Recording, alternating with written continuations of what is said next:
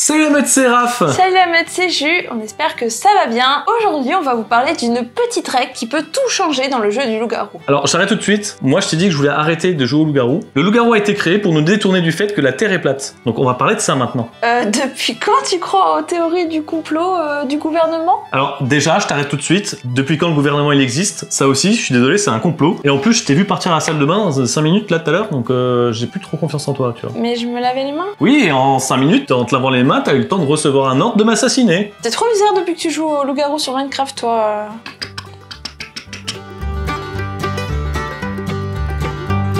Nous avons une règle qui peut rendre tout le monde parano. Nous avons une règle qui peut faire en sorte que tout le monde se retourne contre vous d'un coup sans que vous ne sachiez pourquoi. Cette règle, c'est la base du scénario loup-garou des PVP UHC Minecraft, mais c'est aussi la base de Blood on the Clock Tower et du jeu Spores. Il s'agit de... la variante débat privé. Classiquement, au loup-garou, la règle c'est que tout le monde discute autour d'une table, tout le monde s'entend, rien n'est privé et c'est finalement le débat public. L'avantage c'est que tout le monde a accès aux mêmes informations. Techniquement, si tout le monde s'écoute, tout le monde entend la même chose. Mais ça a aussi des désavantages, des inconvénients. En effet, les plus timides, eux, n'auront moins leur place. Ce sera toujours les mêmes qui vont parler et il y a moins de place au bluff. D'autres jeux proposent que les débats se fassent dans des pièces séparées. Et là, du coup, le débat sera privé. Soit il sera privé entre un nombre limité de personnes, par exemple maximum 3 personnes peuvent parler entre elles, soit c'est un peu plus gros, ou soit carrément c'est open bar, il peut y avoir une discussion à 8 pendant qu'il y a une discussion à 2. Quel que soit le détail, en tout cas ça change quelque chose de fondamental. Vous pouvez par exemple donner vos informations auprès des quelques personnes que vous pensez innocentes à coup sûr. Je suis voyante, je pense que Raph est innocent, d'habitude je me dévoile jamais, mais là je pense que je vais pouvoir donner toutes mes informations à Raph qui va m'aider à voter. Et on peut même établir des stratégies en lui disant hey Raph, tu te fais passer pour la voyante, je te donne toutes mes infos. Moi, je serai la simple villageoise et toi, tu seras la voyante. Ok, on fait ça. J'adore mourir. Ce que ça change fondamentalement dans les parties.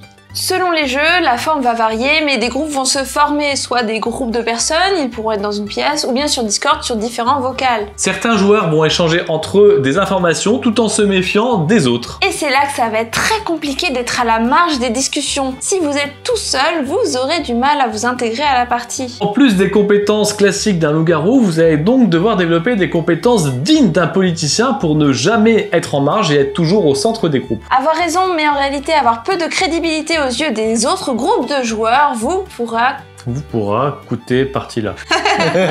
pourra vous coûter la partie. Et en plus de ça, vous allez vous retrouver tout seul toute la partie et vous être un petit peu parano parce que dès que quelqu'un va vous parler, ça sera peut-être pour vous éliminer, vous n'en savez rien du tout. Et c'est là qu'on a tragiquement des joueurs qui se font tuer alors que tout le monde lui souriait en mode ah ouais c'est quoi tes infos et tout, et au final tu vois il y a 8 voix contre toi. Il y a de quoi perdre des potes, hein, attention. Hein. Il y a aussi une grosse problématique de dilution d'informations. Déjà, vous avez un temps limité pour discuter. Parler tout le temps avec les mêmes personnes vous privera de contre-informations qui peuvent être capitales. Mais d'un autre côté, si vous essayez de parler absolument à tout le monde, vous aurez que de faibles informations. Faut donc être capable d'équilibrer les deux, peut-être pas parler à tout le monde, mais avoir des informations solides. Le mensonge fonctionne également d'une façon différente dans cette configuration. Vous pouvez mentir ouvertement à quelqu'un et ça a peu de chances de vous retomber dessus. En effet, si vous croisez quelqu'un d'autre qui dit que vous avez menti, vous pouvez toujours dire que vous ne faisiez pas confiance à ce moment-là et que vous avez donc menti pour éviter de donner des informations capitales. Ou bien vous pouvez lui dire qu'il a déformé la vérité parce que c'est lui le menteur. C'est lui qui a menti. C'est lui qui a menti. Ah, c'est lui qui a menti, je suis d'accord. Comment battre les loups-garous? C'est à chaque fois que je fais le loup-garou, à chaque fois qu'on dit loup-garou, c'est triste.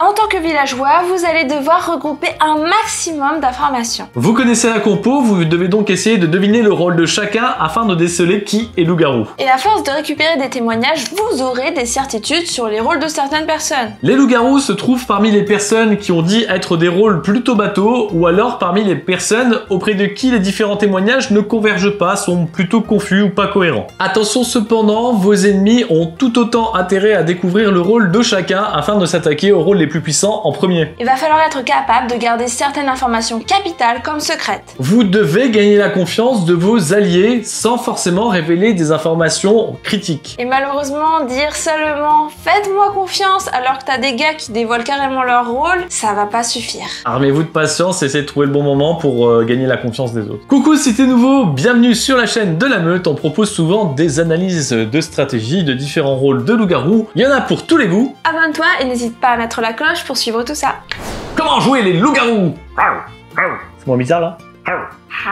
Ouais. Il y a deux choses super importantes à retenir lorsqu'on est loup-garou dans cette configuration. Il faut d'abord éviter de se retrouver tout seul. Pour gagner, les loups-garous ont besoin d'interférer dans les échanges d'informations. Ils doivent donc se retrouver au milieu des débats. Être en périphérie laisse libre champ au rôle de voyance pour interagir entre eux et se donner toutes leurs informations. La solitude, c'est donc votre poison. C'est la garantie qu'il va y avoir des joueurs qui vont à un moment vous tomber dessus en groupe sans que vous ne sachiez pourquoi. Acceptez les invitations à parler ou invitez vous-même des gens à parler, ne vous retrouvez pas seul et faites-vous des alliés dès le début de la partie. Enfin, il ne faut surtout pas hésiter à bluffer, même en groupe. C'est mieux de se dire simple villageois que juste dire « Non, je ne dirai pas mon rôle ». Vous êtes dans une configuration où les pouvoirs d'information puissants font loi. Tout comme dans le mode obscur, il va falloir réussir à installer un climat de méfiance. Être en petit groupe, parfois même avec un allié, peut largement vous aider à rendre les choses plutôt confuses dans la partie. Cependant, attention à vos bluffs. En effet, si vous bluffez un rôle de voyance mais que vous n'avez pas pensé à un autre rôle qui peut confirmer qui ment et qui ne ment pas, vous pouvez vous retrouver complètement, comme on le dit, dans la sauce. Donc faites très attention, réfléchissez bien quand vous bluffez. Saucède. Mais est-ce que je peux faire ça avec le loup-garou? Eh bien oui, mon cher ami. Écoute-nous donc. En fait, non.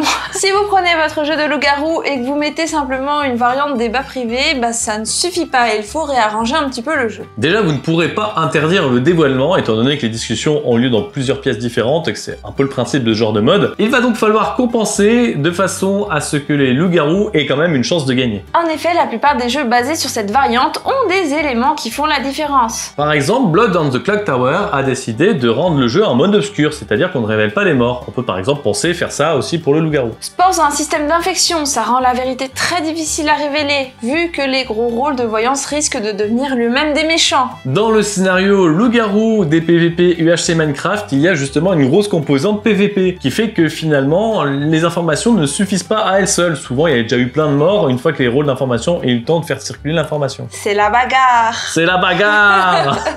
Chacun a sa recette et vous aurez peut-être besoin d'ajouter une règle ou deux pour vous adapter à la variante débat privé. Bon alors Raph, t'es toujours complotiste ou ça va mieux? Non, ça va, ça m'est passé. Qu'est-ce qui s'est passé? Ah, tu sais, ça c'est mon petit secret. Et le village s'endort.